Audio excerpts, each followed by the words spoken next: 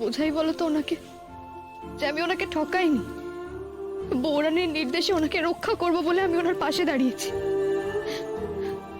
আমি আমি সত্যিই নিজের ইচ্ছাতে কিচ্ছু করিনি, যাতে সারা জীবন উনি ভালোভাবে সুস্থভাবে বাঁচতে পারেন, তাই জন্য আমি এই বিয়েটা করেছি। এত কিছু ওনাকে আমি কিভাবে বোঝাবো? এই মেয়ে, তাকা তাকা আমার দিকে।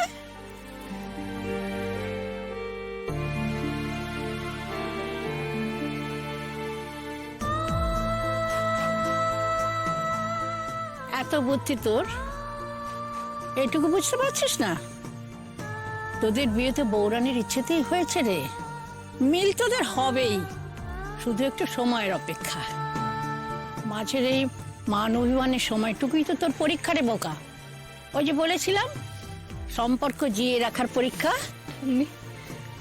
আমি সেই পরীক্ষায় সফল হব তো? হবি রে হবি, শেষ পর্যন্ত জয় তোরই হবে। মিলিয়ে নিস। তোমার এত বড় সাহস, তুমি আমার মুখে মুখে তর্ক করছো। আমি বলছি বৌরানী আয়ুষ্মানের জন্য উজ্জয়িনীকে পছন্দ করেছেন, আর তুমি বলছো বৌরানী মা আয়ুষ্মানের জন্য তোমাকে পছন্দ করেছেন। তাহলে তো লড়াইটা তোমার আর আমার মাঝে রয়ে গেল, তাই না? না না বাবা, আপনি আমায় ভুল বুঝছেন। আমি আপনার সাথে কোনো লড়াই... না, এখন তো সত্যি প্রশ্ন উঠবে, সত্যি কথা কে বলছে, তুমি না আমি? বৌরানী মার নির্দেশ তোমার আর আমার মধ্যে আসলে কে পেয়েছে? আসলে কে বৌরানী মার আশীর্বাদ ধন্য, তুমি না আমি? তাই তো? না, আমি সে কথা বলছি না। তোমার কথা আমি অনেক শুনেছি, এবার তুমি আমার কথা শোনো। কাল সকালে পরীক্ষা হবে, আমি নিজে পরীক্ষা নেব গোটা নবগ্রামের সামনে। গোটা নবগ্রাম দেখবে বৌরানী মায়ের আয়ুষ্মানের স্ত্রী নির্বাচন নিয়ে কে সত্যি কথা বলছে, তুমি না আমি। যদি সত্যি বৌরানী মায়ের আশীর্বাদ অষ্টমীর ওপর থাকে, তাহলে ও পরীক্ষায় উত্তীর্ণ হবে। তা না হলে...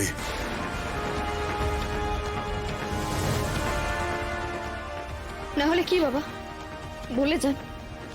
আমি তো জানি যে আমি মিথ্যে বলছি না। নিজেকে তুমি খুব চালাক মনে করো, তাই না অষ্টমী? পরিষ্কারভাবে সবাই শুনে রাখো, এত সহজে এই অষ্টমীকে আমি এ বাড়িতে থাকতে দেব না। কালই তোমার সমস্ত চালাকির শেষ দেখে ছাড়বো আমি।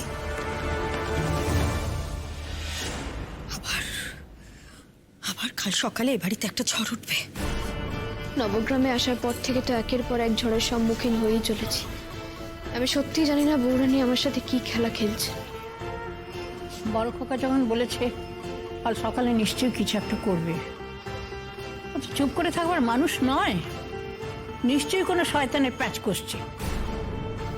বৌরানী মা, কাল কি হবে জানি না, তুমি শুধু অষ্টমীকে রক্ষা করো। আমার যে খুব ভয় করছে, বড্ড কু ডাকছে মনটা। দেখো মা, তুমি একমাত্র ভরসা, ওর যেন কোনো বিপদ না হয়। অষ্টমীর কোনো বিপদ হবে না। বৌরানী মা থাকতে অষ্টমীর কোনো ক্ষতি হতেই পারে না। বাবা সবসময় নিজের ক্ষমতা জাহির করে জিতে যেতে পারে না মা।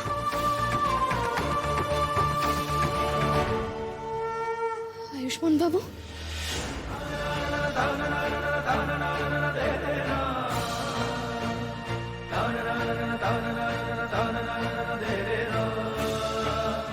কি জানি নতুন দিদিমণি আসার পর থেকে তো এখানে অনেক কিছুই হচ্ছে। ঠাকুর যে কেন ডেকে আনলেন এখানে কে জানে। দাদা কি পরীক্ষা নেবে বলো তো? আমার না খুব ভয় করছে। নিজে জেতার জন্য, নিজের কথার মান রাখার জন্য উনি যা খুশি তাই করতে পারেন। মেয়েটার ওপর দিয়ে যে কি ঝড় যাবে কে জানে। আরে চুপ করো, আস্তে আস্তে। এবারে দেয়ালেরও কান আছে। দাদা যখন কিছু করবে বলে মনে করে না, তখন সেটা করেই ছাড়ে। দাদাকে ঠেকানো মুশকিল। আর কতদিন এরকম চুপ করে বসে থাকবো বলো তো? মেয়েটার সাথে যদি কোনো অন্যায় হয় তখন? বৌরানী আছেন তো কমলা। বৌরানী যদি আশীর্বাদ দিয়ে থাকেন তাহলে তিনি ওকে আগলাবেন।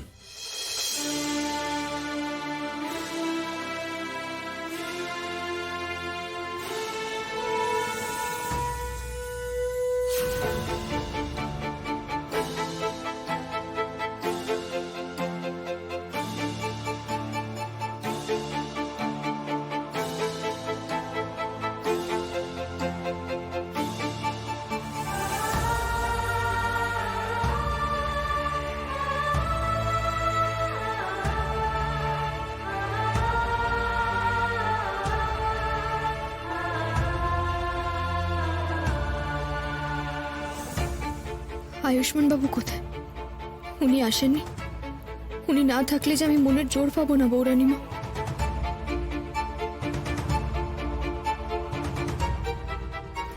কাকে খুঁজছো? দাদাকে?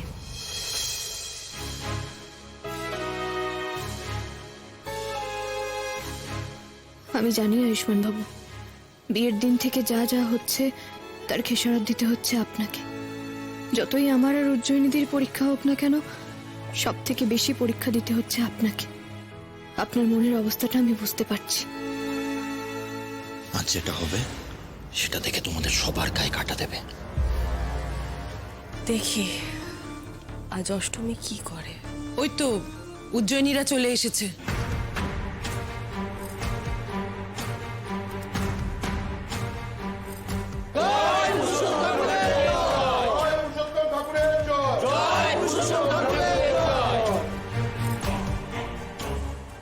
আজ আমি তোমাদের সকলকে এখানে ডেকে এনেছি এক বিশেষ কারণ।